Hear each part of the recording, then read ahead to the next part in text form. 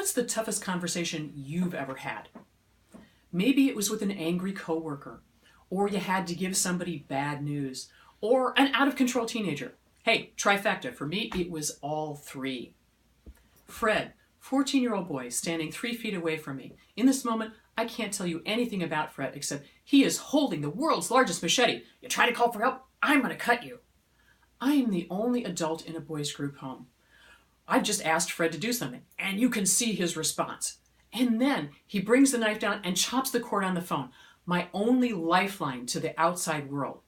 Have you ever felt like you've lost your mind? Boy, I sure did.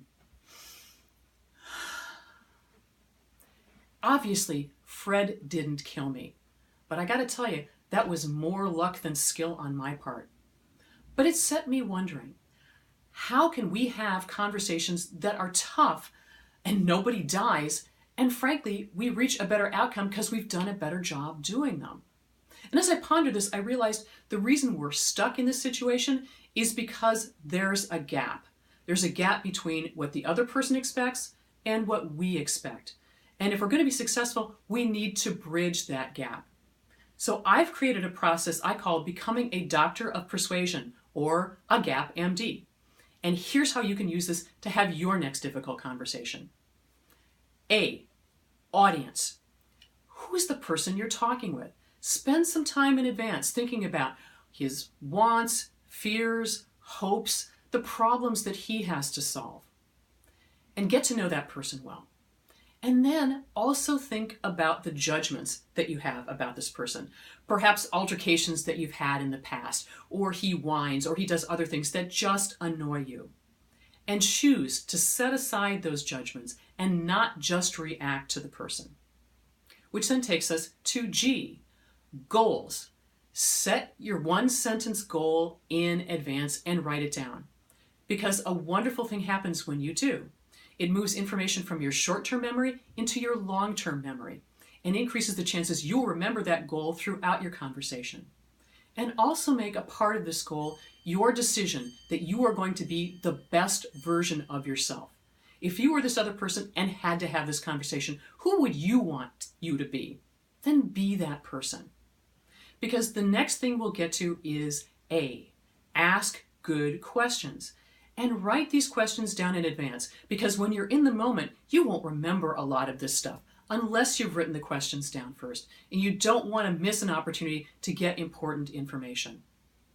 Which then takes us to P, paraphrase.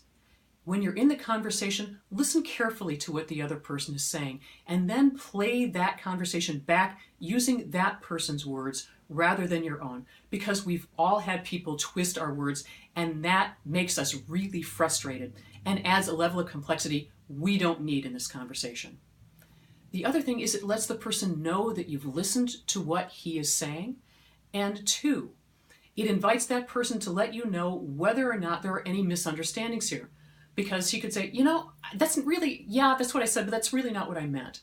Because both of you want to get more clarity in this conversation. Because once you do that, you get to M, which is make suggestions. Invite the other person to make suggestions first, because 2 great things happen there. Number 1, it lets that person know that you believe he's got good ideas that you want to listen to and you want to hear. He's got a contribution to make. And then the second thing is that having made those suggestions, once those show up in the solution, it increases the chances that he's going to want to be a part of it and follow through with those suggestions to make those things real. Because we'd all rather be a part of a solution rather than having somebody just shove it on us. Which takes us then to D, decide next steps. This is where the 2 of you become accountable to each other. This is what I'm going to do and by when, and invite the other person to do the same thing. Because that means that the solution doesn't stop at the door when you leave the room. You take it out into the real world and it can actually make a difference. So there you have it, a GAP MD. Hey, wish you'd been taking notes on this and make sense to you? Let's make this easy for you. I've actually created a postcard that has a GAP MD process on it. So I'm going to pass the hat. and just drop your business card in there or a piece of paper with your name and your email address on it, and I will email you the Gap MD postcard, because it also has a link to an article that has more information on it. And you'll also get a bonus. And the bonus is my weekly newsletter, which has neuroscience, business communication, and humor, practical tips that you can use right away to make your life better. Because here's the scoop. Nobody wakes up in the morning and says, gee, I really want to have a difficult conversation. But now that you have a system for thinking about it in advance, 3 wonderful things happen. Number 1, you feel more comfortable and prepared going into the conversation because you've done your homework already. 2, the other person sees your goodwill, which increases the chances that he's actually going to want to have this conversation with you and come to a better conclusion. And then 3, you have created a solution that all of you can live with. That's exactly what you want to have from a difficult conversation, isn't it? It's an opportunity to take something bad and create something better. And you have the power to do this. So go out, become a doctor of persuasion, and don't be afraid of that next difficult conversation.